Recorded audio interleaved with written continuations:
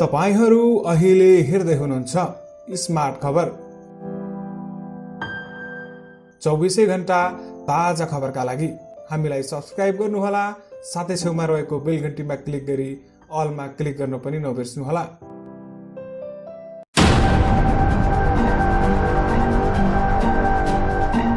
दर्शकवृन्द नमस्कार, तपाईहरुलाई फेरि पनि स्वागत गर्न चाहन्छु हाम्रो च्यानल स्मार्ट खबरमा। तपाईहरुमा आज दैनिकी जस्तै आजका पनि मुख्य समाचारहरू लिएर उपस्थित भएको छु। तपाईहरुले हाम्रो मेहनतको लागि यो भिडियोलाई एउटा सानो लाइक अवश्य गर्नुहोला। आउनुहोस् आजका मुख्य समाचारहरूतर्फ लागौं। दर्शकवृन्द पहिलो खबर कोरोना सम्बन्धी जानकारी गराउन चाहे। पछिल्लो 24 घण्टामा देशभर 82 जनामा कोरोना संक्रमण पुष्टि भएको छ भने देशका विभिन्न 25 वटा प्रयोगशालामा 3916 जनाको पीसीआर परीक्षण गर्दा उनीहरूको रिपोर्ट पोजिटिभ आएको स्वास्थ्य तथा जनसंख्या मन्त्रालयका प्रवक्ता डाक्टर जागेश्वर गौतमले जानकारी दिनुभएको हो। त्यसैगरी पछिल्लो 24 घण्टामा मात्र कोरोनाबाट निको भएर घर फर्कनेको संख्या 147 रहेको छ भने हालसम्म कोरोना संक्रमणबाट निको भएर घर फर्कनेहरूको संख्या 8581 पुगेको छ।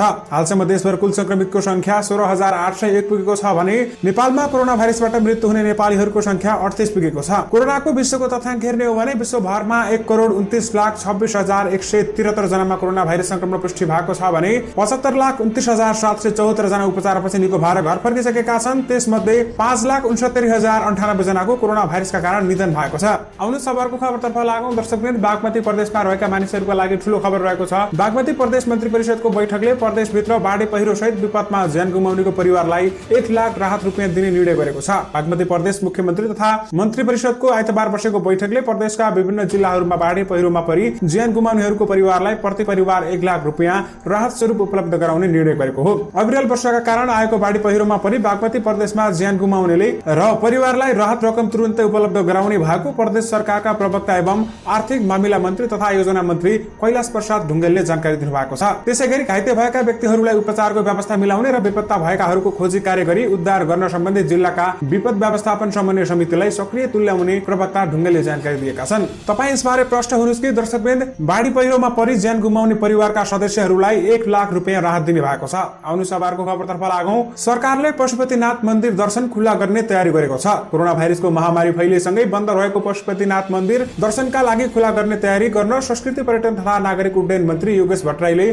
पशुपति क्षेत्र विकास कोषलाई निर्देशन दिएका हुन्। अब मुलुक बिस्तारै कोभिड-19 को त्रासबाट उड्दै गएको र सार्वजनिक सवारी साधन पनि चल्न थालेको अवस्थामा निश्चित समयसम्म स्वास्थ्य सुरक्षा सम्बन्धी प्रोटोकल बनाएर पशुपतिनाथको दर्शन खुला गर्ने गरी तयारी सुरु गरिएको प्रधानमन्त्री भट्टराईले निर्देशन दिएका हुन्। मन्त्री भट्टराईले आइतबार कोषमा समीक्षा बैठक आयोजना गरेका थिए। बैठकमा उनले पशुपति दर्शनको तयारी सुरु गर्न निर्देशन दिएका हुन्। पशुपतिनाथ मन्दिरमा चैत्र 10 पछि नियमित पूजा बन्द गरिएको छ। सन्ध्या आरती समेत बन्द रहेको छ।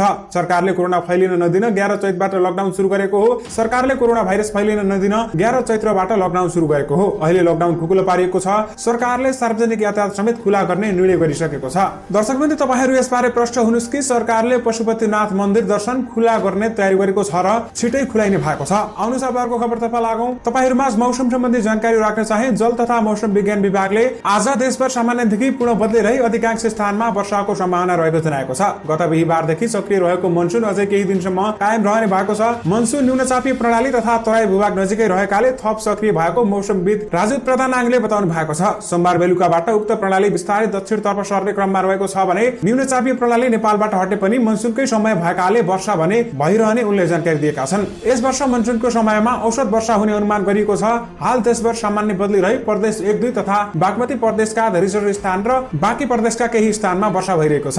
यसका साथै प्रदेश 1 र 2 का 1-2 स्थानमा भारी वर्षा समेत भइरहेको छ। दिउँसो देशभर सामान्यदेखि पूर्ण बदली रही धेरैजसो स्थानहरूमा हल्कादेखि मध्यम वर्षाको सम्भावना रहेको बताइएको छ। त्यस्तै प्रदेश 1, प्रदेश 2 र बागमती प्रदेशका थोरै स्थानहरूमा र गण्डकी प्रदेश, प्रदेश 5 तथा सुदूरपश्चिम प्रदेशको 1-2 स्थानमा भारी वर्षाको सम्भावना रहेको मौसम पूर्वानुमान महाशाखाले जनाएको छ। र यो वर्षा अझै 1-2 दिनसम्म कायम रहने बताइएको छ। आउनुहोस् खबरको खबरतर्फ लागौं। रूपन्देहीमा आजदेखि सार्वजनिक बस सञ्चालनमा आएको छ। लकडाउन सुरु भएपछि 3.5 महिनासम्म ठप्प सार्वजनिक बस रूपन्देहीमा पहिलो पटक लुम्बिनी मेट्रो सिटी प्रणालीले सुरु गरेको हो। आइतबार बिहान बुटोबलको गोलपार्कबाट भैरवासम्म 46 सिटे वातानुकूलित बसहरू चल्न थालेका छन्। सरकारले तोकेका स्वास्थ्य सुरक्षा मापदण्ड पूरा गरेर प्रणालीले दैनिक 8 वटा वातानुकूलित बस आधा घण्टाको फरक चलाउन थालेको प्रणालीका अध्यक्ष धनबहादुर अधिकारीले बताउनु भएको हो। बसका सहचालकलाई व्यक्तिगत सुरक्षा सामग्री, पीपी र थर्मल गनको व्यवस्था गरी यात्रुको ज्वरो नापेर यात्रुलाई मास्क र सेनिटाइजरको अनिवार्य गरी यातायात सेवा सुचारू गरिएको हो। प्रणालीका अध्यक्ष अधिकारीले भने प्रदेशका सरकारका भौतिक पूर्वाधार विकास मन्त्रीसँग छलफल गरेर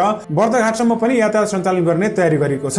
दर्शकवृन्द, नेपालका अरू केही स्थानमा पनि सार्वजनिक यातायात सवारी सुरु गरिएको छ र केही दिनपछि सबै ठाउँमा सार्वजनिक यातायात सञ्चालन खुला गर्ने भनिएको छ। यसबारे कुन ठाउँमा पूर्ण रूपमा सार्वजनिक यातायात खुलाउने भनिएको छ यसबारे पनि जानकारी आएको छैन। जानकारी आएपछि तपाईहरुमा पक्कै पनि त्यो खबर लिएर आउने नै छौं। त्यसको लागि तपाईहरु हाम्रो च्यानलसँग अवश्य जोडिनु होला। आउनु सबैहरुको खबरतर्फ लागौं। सोमबार र मंगलबार यानी कि आज र भोलि 2 दिन विदेशमा रहेका नेपालीको स्वदेश फिर्तीका लागि रोकिने भएको छ। गत 23 जेठबाट सुरु भएको विदेशमा अलपत्र नेपालीको स्वदेश फिर्तीको क्रममा 2 दिनको विश्राम लिएको सरकारले बताएको छ। विमानस्थल होल्डिङ सेन्टरको सरसफाई तथा कार्यरत कर्मचारीको विश्रामका लागि 2 दिन विदेशबाट चार्टर उडान नहुने पर्यटन मन्त्रालयका सहसचिव बुद्धिसागर लामिछानेले जानकारी दिनु भएको छ। उद्धारमा खटिएका जहाजका पाइलट तथा सहचालक दलका अन्य सदस्यले पनि 2 दिन विश्राम पाउनेछन्। अहिलेसम्म करिब 22,000 नेपाली आफ्नै खर्चमा टिकट काटेर चार्टर फ्लाइट मार्फत फर्किएका छन्। नेपाल एयरलाइन्स र हिमाल एयरलाइन्सले नेपालबाट उडान गरिरहेका छन्। अझै पनि विदेशमा नेपाल फर्कने चाहने नेपालीहरूको सूचीमा 50,000 नेपाली रहेका छन्। दर्शकवृन्द, यदि तपाईहरु विदेशमा हुनुहुन्छ भने प्रष्ट हुनुस् कि आज र भोलि 2 दिन अन्तर्राष्ट्रिय हवाई उडान नहुने बताएको छ। 2 दिनपछिको निर्णय अनुसार पूर्ण हवाई उडान खोलिनेछ र विदेशमा रहेका नेपालीहरूलाई फेरि पनि पहिलेको जस्तै गरी उद्धार गरिनेछ। आउनु सबैको खबरतर्फ लागौं। सत्तारूढ दल नेपाल कम्युनिस्ट पार्टी नेकपाका अध्यक्ष पुष्पकमल दाहाल प्रचण्ड राष्ट्रवादको विषयमा पार्टीभित्र जिन्दाबाद र मुर्दाबादको नारा लाग्नु उपयुक्त नभएको बताएका छन्। आइतबार नेकपा चितवनद्वारा भरतपुरमा आयोजित कार्यकर्ता भेटघाट कार्यक्रममा अध्यक्ष प्रचण्डले प्रधानमन्त्री केपी शर्मा ओलीलाई देवत्वकरण गर्न र अरूलाई गलत चित्रण गरिएकोमा आपत्ति जनाएका छन्। उनले नेपालमा कोही महान राष्ट्रवादी नभई सबै मिलेर नाकाबन्दीको सामना गर्नेदेखि नयाँ नक्सा जारी गर्ने काम गरेको बताएका छन्। यहाँ कोही राष्ट्रघाती दलाल कोही महान राष्ट्रवादी भन्ने होइन। उनले भने हामी सबै मिलेर नाकाबन्दीको सामना गरेको हो, सबै मिलेर नक्सा बनाएको हो। अध्यक्ष प्रचण्डले आफू कार्यकारी अध्यक्ष बनेपछि बसेको पहिलो स्थायी समितिको बैठकले नयाँ नक्सा जारी गर्न सरकारलाई अनुरोध गर्ने निर्णय गरेको बताएका थिए। मलाई कार्यकारी भनिएको लगत्तै पहिलो स्थायी समितिको बैठक मङ्सिरको अन्तिममा बसेको बेलामा हामीले भारतले नयाँ नक्सा जारी गर्यो। अब हामीले पनि तुरुन्तै हाम्रो भूमि लिम्पियाधुरा लिपिलेख र कालापानी समितिको नयाँ नेपाली नक्सा प्रकाशन गर्नुपर्छ भनेर स्थायी समितिबाट सर्वसम्मत गराएको छ।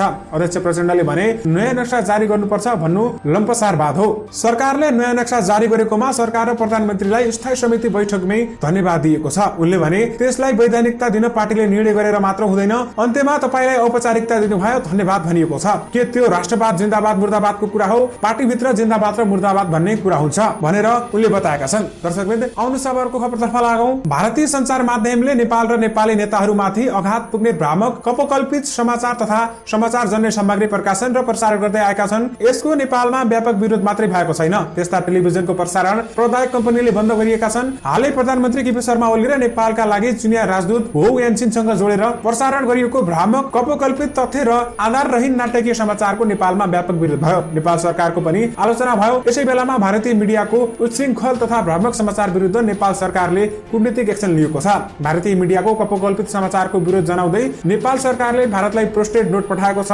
परराष्ट्र मन्त्रालयले दिल्ली स्थित नेपाली दूतावास मार्फत भारतलाई प्रोस्टेट नोट पठाएको हो। सो पत्रमा नेपालबारे प्रसारित अश्लील कपोकल्पित भ्रामक सामग्रीमाथि कदम चाल्न माग गरिएको छ। साथै आगामी दिनमा नेपालबारे भ्रामक कपोकल्पित झुटा सामग्रीले भारतीय मिडियामा स्थान नपाउने सुनिश्चित गर्न सो पत्र मार्फत नेपाल सरकारले माग पनि गरेको छ र नेपालसँग जी न्यूजले माफी पनि मागेको छ। आउनु सबैको खबरतर्फ लागौं। दर्शकवृन्द, रुसले कोरोना भाइरस विरुद्धको खोप क्लिनिकल परीक्षण सफलतापूर्वक सम्पन्न भएको जनाएको छ। रुसले कोरोना भाइरस विरुद्धको खोपको मानिसमा गरिएको परीक्षण पनि सफल भएको बताएको छ। रुसको सेचेनोभ विश्वविद्यालयले कोरोना उपचारको लागि उपयोगी खोपको क्लिनिकल परीक्षण सफलतापूर्वक सम्पन्न भएको जनाएको अन्तर्राष्ट्रिय सञ्चार माध्यमले जनाएका छन्। क्लिनिकल अध्ययनका लागि औषधि दिएका स्वयंसेवकहरूको पहिलो समूहलाई आउँदो बुधबार र अर्को समूहलाई जुलाई 20 मा डिस्चार्ज गरिने विश्वविद्यालयले जनाएको छ। सेचेनोभ विश्वविद्यालयले विश्वमै पहिलो पटक कोरोना भाइरस विरुद्ध मानिसमा गरिएको परीक्षण सफल भनिएको दाबी पनि गरेको छ।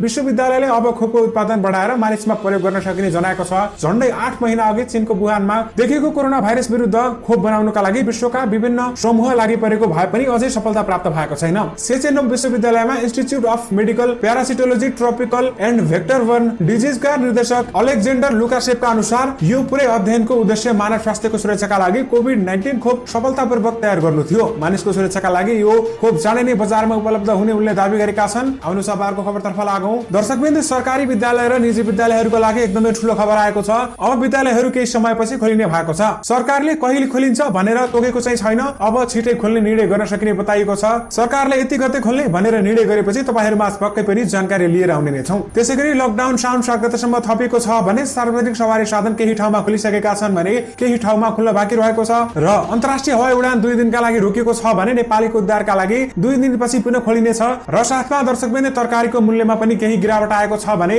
मासुको मूल्यमा पनि केही गिरावट आएको छ। 2-3 दिनको लागि गिरावट आए पनि केही दिनमै यसको मूल्य बढ्ने देखिएको छ। दर्शकवृन्द, यो सँगै तपाईहरुमा आजका सबै मुख्य समाचारहरू राखिसकेका छौं भने फेरि पनि तपाईहरुमा नयाँ खबरको साथमा उपस्थित हुने नै छौं। अहिलेलाई भने मलाई बिदा दिनुस्। नमस्कार।